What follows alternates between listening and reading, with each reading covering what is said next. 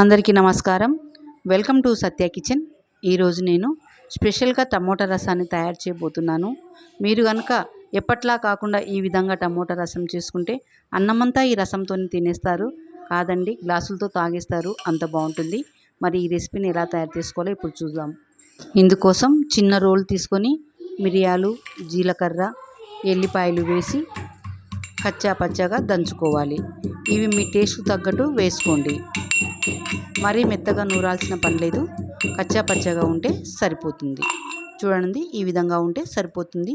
దీన్ని ఒక సైడ్కి పెట్టుకుందాం. ఇక్కడ నేను బాగా మగ్గిన టమాటాలని ఒక 4 తీసుకున్నాను. వీటిని శుభ్రంగా కడిగి మెదుపుకోవాలి. చేత్తోనే మెదుపుకుంటే రసం చాలా బాగుంటుంది. బాగా పండిన టమాటాలు అయితే రసం చాలా టేస్ట్గా ఉంటుంది. చూడండి, ఈ విధంగా మెదుపుకోవాలి.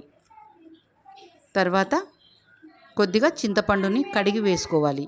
మీ పులుపుకు తగ్గట్టు చింతపండు వేసుకోండి. 2 రెమ్మల కరివేపాకు కూడా వేసుకోవాలి. కొద్దిగా కొత్తిమీర, రుచికి తగ్గట్టు ఉప్పు కూడా వేసుకోవాలి. ఫ్రెండ్స్, మొదటిసారి నా ఛానల్ చూస్తున్నట్లయితే ప్లీజ్ సబ్స్క్రైబ్ చేసుకోండి. ఇవన్నీ వేసిన తర్వాత మరోసారి గట్టిగా పిసుకుతూ కలుపుకోవాలి. చూడండి, వీడియోలో చూపిస్తున్నట్టు ఈ విధంగా పిసుక్కుంటూ మెత్తగా మెదుపుకోవాలి. చేతికి పని చెప్పండి, ఎంత బాగా మనము వీటిని మెదుపుకుంటే అంత బాగా టేస్ట్ ఉంటుంది. చూడండి, వీడియోలో చూపిస్తున్నట్టు ఈ విధంగా క్రష్ చేసుకోవాలి. ఇప్పుడు మనకి చారు ఎంత అవసరమో దానికి అనుగుణంగా వాటర్ వేసుకోవాలి. మనకి ఎంత రసం కావాలో దానికి అనుగుణంగా వాటర్ వేసుకుంటే సరిపోతుంది. మరికొన్ని వాటర్ వేసుకుంటున్నాను. ఇప్పుడు కొద్దిగా పసుపు, రుచికి తగ్గట్టు కారం వేసుకోవాలి. అంతా కూడా ఒకసారి బాగా కలుపుకుందాము. మూత మూసి ఒక సైడ్కి పెట్టుకోవాలి. మరో ప్యాన్ తీసుకుందామండి. కొద్దిగా ఆయిల్ వేసుకుందాము.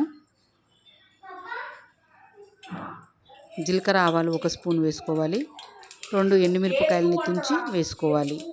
కొద్దిగా కరివేపాకు వేసుకొని ఒకసారి అంతా కూడా కలుపుకుందాము.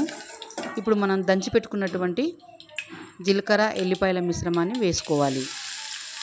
కొద్దిగా వేగితే సరిపోతుందండి, మాడనివ్వకండి. లైట్గా వేయించుకుంటే సరిపోతుంది. ఒకసారి కలుపుకుందాం.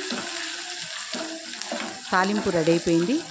ఇప్పుడు మనము రెడీ చేసుకున్నటువంటి టమాటా మిశ్రమాన్ని తాలింపులో వేసుకోవాలి. ఒకసారి అంతా కూడా కలుపుకొని ఉప్పు సరి చూసుకోండి. ఉప్పు కారము బ్యాలెన్స్గా ఉంటే రసం చాలా టేస్ట్గా ఉంటుంది. టమాటాలు మగ్గేంత వరకు మనము ఈ రసాన్ని బాగా మరిగించుకోవాలి. చూడండి, ఒకసారి అంతా కలుపుకుందాం. మంటను మీడియం ఫ్లేమ్లో ఉంచి రసం పొంగిపోకుండా ఉడికించుకోవాలి. రసం మంచి స్మెల్ వస్తుందండి. ఇప్పుడు మంటని సిమ్లో పెట్టి మూత ఒక వారగా మూసి 1 నిమిషం పాటు ఉడికించుకోవాలి. చూద్దాము, రసం బాగా ఉడికిపోయింది. అంతా ఒకసారి బాగా కలుపుకోవాలి. గుమగుమలాడుతుందండి.